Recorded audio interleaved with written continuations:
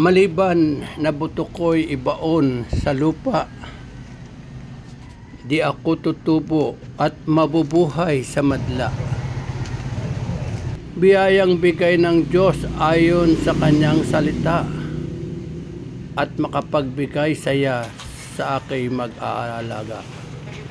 Sa iyong nagsikap na ako'y itanim, sa iyo ang paglago ay nakadepende din. Matikman ang bunga ko yung hangarin, sa tapat na pag-aruga tiyak nakakamtin. Ibigay ang nais ko upang ako'y tumamis. Pag-aalaga mula sa puso ay pagbutihin. Mga kailangang nutrients ibigay sa akin. Gapangan kong balag iyong bubuuin. At sa tamang panahon, bunga ko'y bibitin.